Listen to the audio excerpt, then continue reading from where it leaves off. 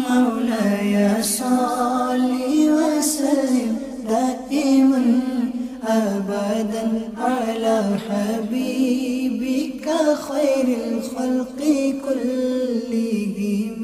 مولاي صل وسلم دائما أبدا على حبيبك. جلوائے جانا جلوائے جانا جلوائے جانا صلی اللہ علیہ وسلم کی سیرت کے بارے میں ماڈل کی شکلوں میں دکھائے گئے ہیں، یعنی جو کتابوں میں موجود ہے اس کو آسانی کے لیے ماڈل کی شکلوں میں دکھایا گیا ہے۔ تو ایک بکری تھی، نبی کریم صلی اللہ علیہ وسلم نے بکری کو بلایا، یا سمر یا سمر، تو مالک تھا بکری کا، اس نے کہا میں نے اس کو یعنی یہاں پر نبی کریم صلی اللہ علیہ وسلم کی چارپائی کو ہٹا کر اس کے نیچے قبر کھود دی گئی، کیونکہ انبیاء کرام کی روح جہاں پر قبض ہوتی ہے وہیں پر ان کو تدفین کیا جاتا ہے۔ یہاں پر غسل دیا گیا اور یہ کفن ہو گئے۔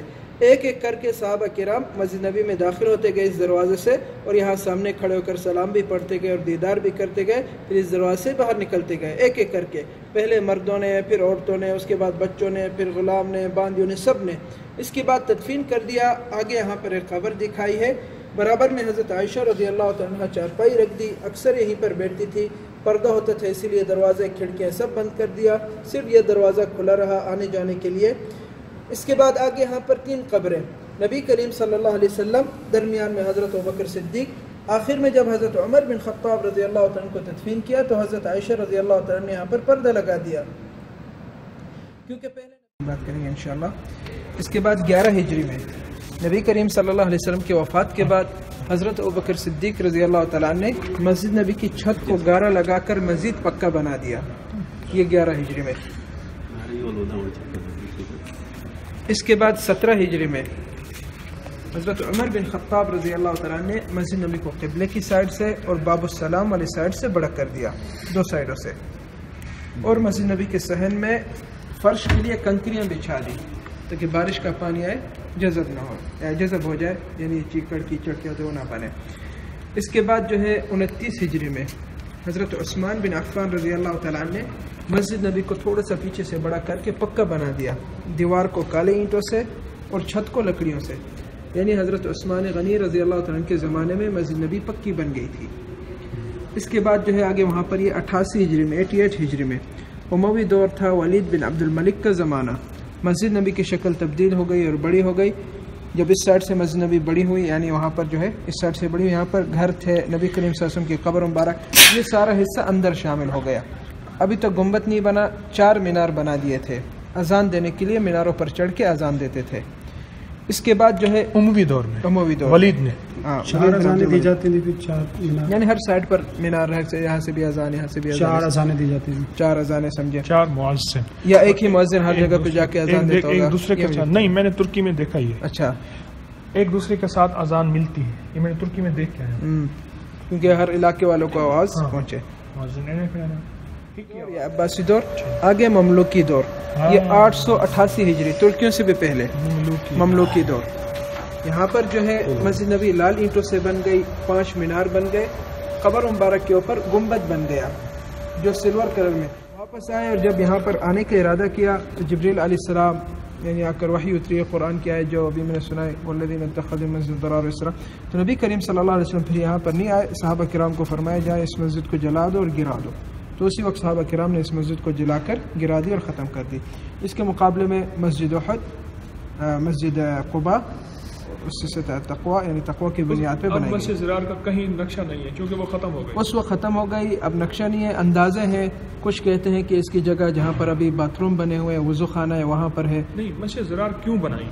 منافقین نے بنائی تھی، سب آپس میں منافقین مل کے یہاں پر یعنی وہ کرتے تھے، یعنی پانی سے بناتے تھے، مشورہ کرتے تھے، یعنی کیا کہتے ہیں کیسے۔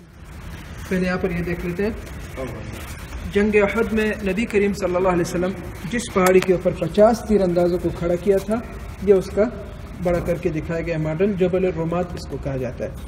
یہ ابھی جبل الرمات کے نام سے مشہور ہے، پہلے اس کو جبل العینین کہا جاتا تھا۔ اس کے دائیں بائیں سے وادیاں گزرتی تو آنکھ کی شکل میں، تو اس کو عینین کہا جاتا تھا۔ تو اب جو ہے یہ جبل الرومات کے نام سے مشہور ہے، جس کے اوپر 50 تیر اندازوں کو کھڑا کیا تھا.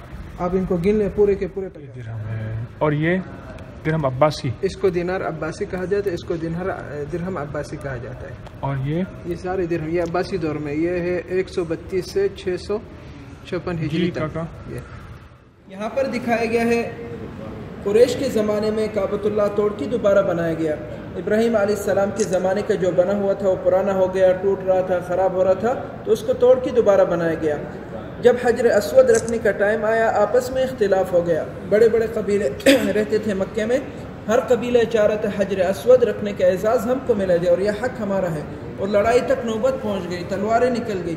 آخر میں فیصلہ ہوا دوسرے دن جو سب سے پہلے مسجد میں داخل ہوگا، ایک دروازہ مقرر کر دیا، جو سب سے پہلے وہاں سے داخل ہوگا وہی فیصلہ کرے گا. دوسرے دن سب سے پہلے نبی کریم صلی اللہ علیہ وسلم مسجد میں داخل ہوئے، ایک چادر رکھ دی اور درمیان میں حجر اسود رکھ دیا اور فرمایا ہر قبیلے والے ایک ایک سائڈ سے اٹھائے.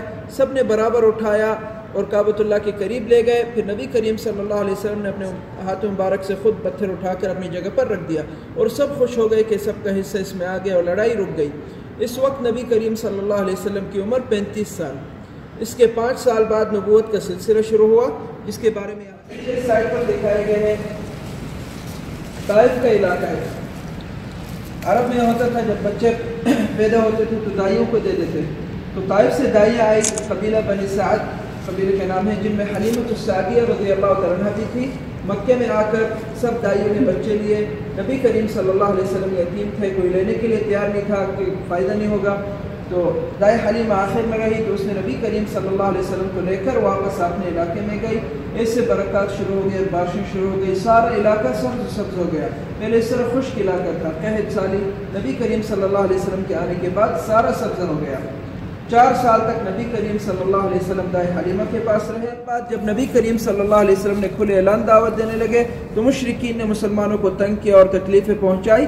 مسلمانوں نے ہجرت کی. پہلی ہجرت مسلمانوں کی مکے سے حبشہ اتھوپیا کا علاقہ، سمندر سے اور کشتیوں کے ذریعے ہجرت کی تھی. درمیان میں سمندر ہے. یہاں پر مسلمانوں کی پہلی ہجرت دکھائی ہے مکے سے حبشہ کی طرف. حبشہ کا بادشاہ نجاشی جو بعد میں مسلمان بھی ہو گیا تھا، جس پر نبی کریم صلی اللہ علیہ وسلم نے غیبان جنازہ بھی پڑھایا تھا. اس کے بعد جو ہے اس وقت جو ہے نبی کریم صلی اللہ علیہ وسلم نے ہجرت نہیں کی، صرف صحابہ کرام. مشرکین مکے میں نبی کریم صلی اللہ علیہ وسلم کو منع کرتے رہے لوگوں کو دعوت نہ دیں. جب نبی کریم صلی اللہ علیہ وسلم نے یہ بات نہیں مانی تو مشرکین نے بائیکاٹ کیا، قطع تعلقی کی. مکے میں ایک علاقہ ہے شعیب ابی طالب، وہاں پر نبی کریم صلی اللہ علیہ وسلم کے قبیلے والوں کو الگ تھلگ کر دیا، قبیلہ بنی ہاشم اور بنی عبد المطلب.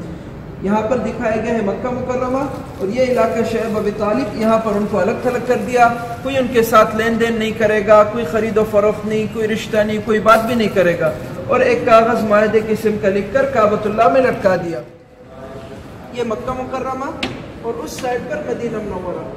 یہاں پر مکہ اور وہاں پر مدینہ. پہلے ایک عام راستہ ہوتا تھا، مکے سے مدینہ تک عام قافلے قافلے آتے جاتے تھے، نارمل راستہ ہوتا تھا. ایک راستہ جو نبی کریم صلی اللہ علیہ وسلم نے اختیار کیا، جہاں سے ہجرت کی، الگ سا راستہ، کیونکہ پرانے راستے میں مشرکین ڈھونڈ رہے تھے.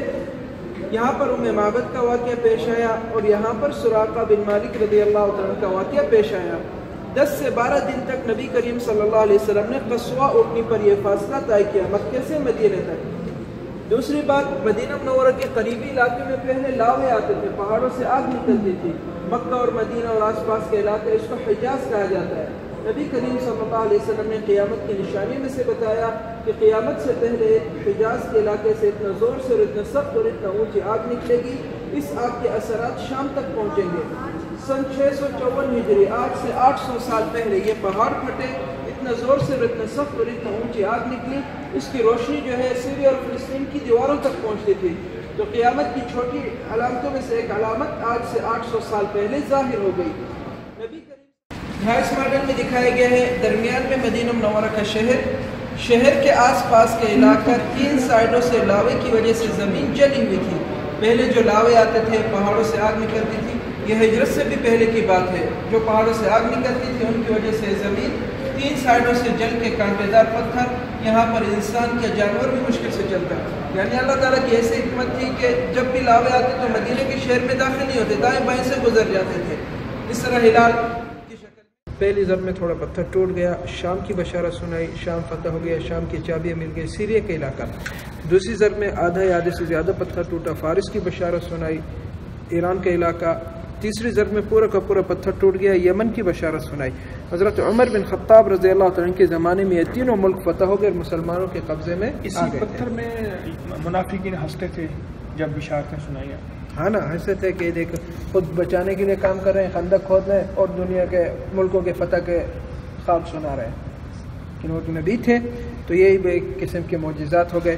تو حضرت عمر رضی اللہ تعالیٰ عنہ کے زمانے میں یہ تینوں ملک فتح ہو گئے اور مسلمانوں کے قبضے میں آ گئے تھے۔ اچھا، تو سارا کا سارا خندق 2.5 کلومیٹر لمبا، 3.5 میٹر گہرا، 4.5 میٹر چوڑا، یہ سارے حالات جو میں نے بتائی، پہاڑ کے قریب قریب یہ خندق کھودنا، بہت سخت زمین، یہ صرف 6 دن میں کھودا گیا۔